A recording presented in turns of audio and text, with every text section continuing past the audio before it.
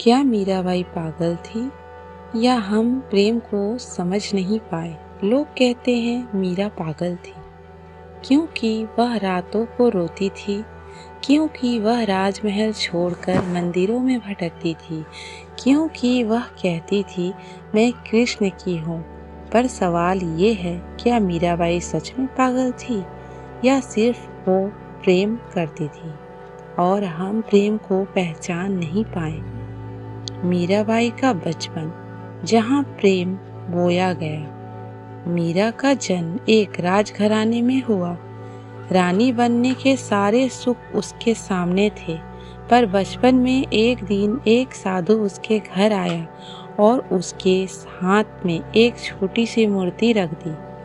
मीरा ने पूछा, ये कौन है? साधु ने कहा, ये तुम्हारे सच्चे पति है, श्री कृष्ण।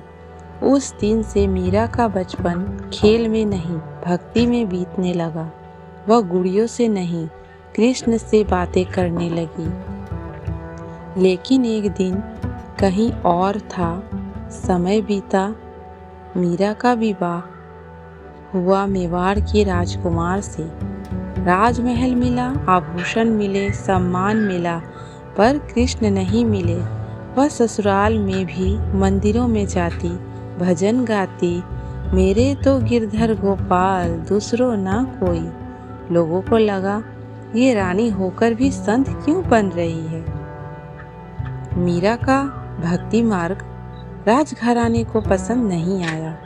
कभी उसे जहर दिया गया पर वो अमृत बन गया, कभी सांप भेजा गया पर वो फूल बन गया।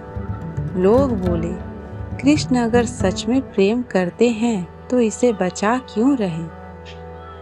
यही सबसे बड़ा ट्विस्ट था। चलिए जानते हैं, क्या कृष्ण सच में प्रेम करते थे? मीरा ने कभी कृष्ण से राजमहल नहीं मांगा, सुख नहीं मांगा, सम्मान नहीं मांगा। उसने सिर्फ एक चीज मांगी, मुझे अपना बना लो।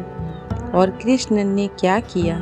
कृष्ण ने उसे राज्य से निकाल दिया, अपमान सहने दिया, अकेलापन दिया, क्योंकि कृष्ण जानते थे सच्चा प्रेम भीड़ में नहीं, त्याग में प्रकट होता है।